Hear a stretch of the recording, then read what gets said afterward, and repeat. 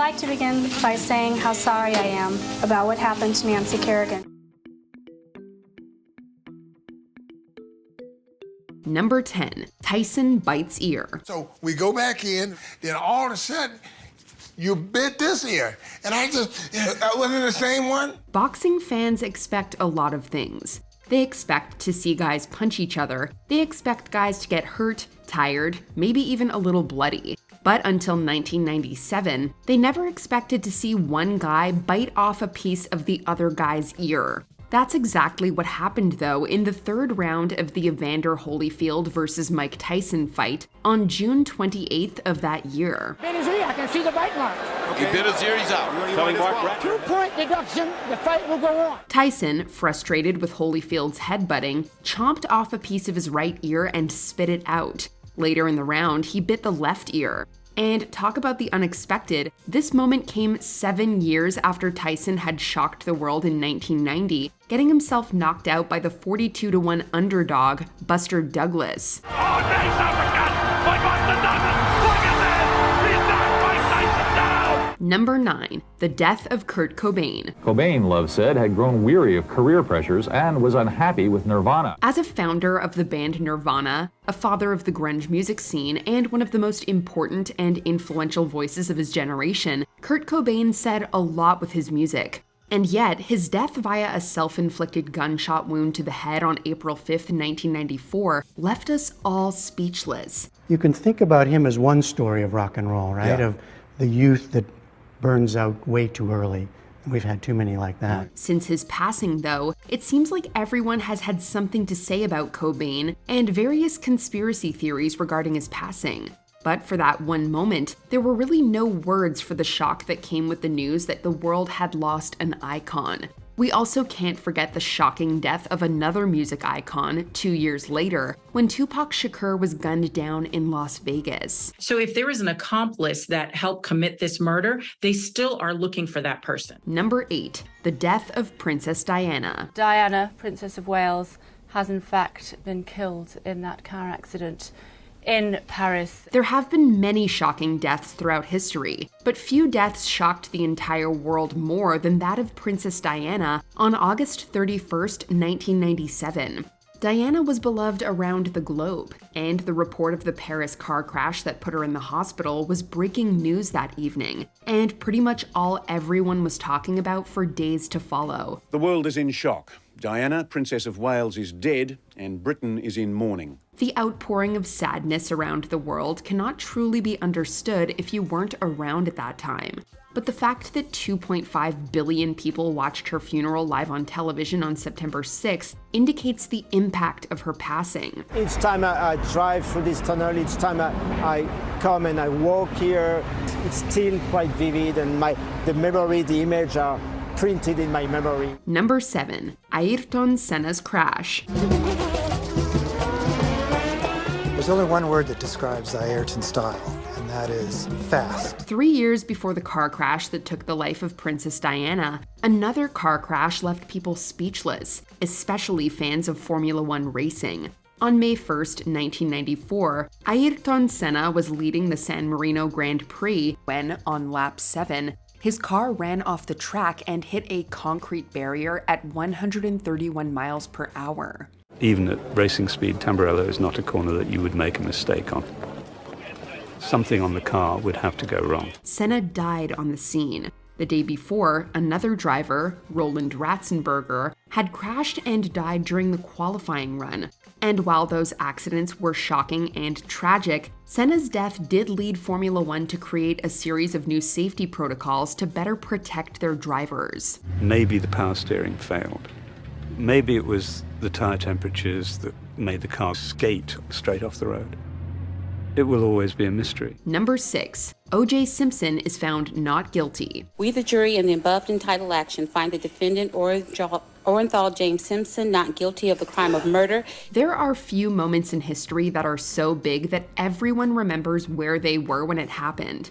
The O.J. Simpson verdict is one of those moments. If we're being honest, the entire O.J. case is one of those moments. From the low-speed chase in the white Bronco, watched by 95 million people, to the trial itself and the aforementioned verdict. Are they in order? Yes, Your Honor. You have signed and dated those verdict forms? Yes, Your Honor. Thank you very much. The O.J. Simpson murder case took over our lives from June of 1994 until the verdict in October of 1995. It felt like everyone had an opinion about the case, the evidence, and Simpson's guilt. And 57% of the country, 150 million people, found themselves in front of a television on October 3rd, 1995 to witness the verdict live. We, the jury, in the above entitled action, find the defendant, Orenthal James Simpson, not guilty. Number 5. Bosnian War. Chilling words from the man they called the Butcher of Bosnia, General Ratko Mladic. The snide humor masked his killer instinct. Rather than just one moment, this is an event that left us speechless for 3 years as this horrible and brutal war raged on between 1992 and 1995 in the then region of Bosnia and Herzegovina. Moments of violence, destruction, and ethnic cleansing had the rest of the world looking on in horror. You just can't imagine that tomorrow someone will bomb you or shoot at you. In the end, over 60 people were convicted of war crimes, and more than 100,000 people lost their lives, with 2.2 million more finding themselves displaced. It was the most disastrous conflict Europe had experienced since the end of World War II. Psychotherapist Selma Bacevac is a Bosnian refugee who uses her experience to help other survivors heal from the long-term trauma of the war. Number 4, Operation Desert Storm. You get 4 to 6 Hellfires en route. The time of flight's about 12 seconds. And then all of a sudden they start hitting. Operation Desert Storm was the second part of the Gulf War, which took place between 1990 and 1991. Part 1, known as Operation Desert Shield, began in August of 1990 and involved the buildup of military forces by the American-led coalition following Iraq's invasion and occupation of Kuwait. Every war is different. Hoorah.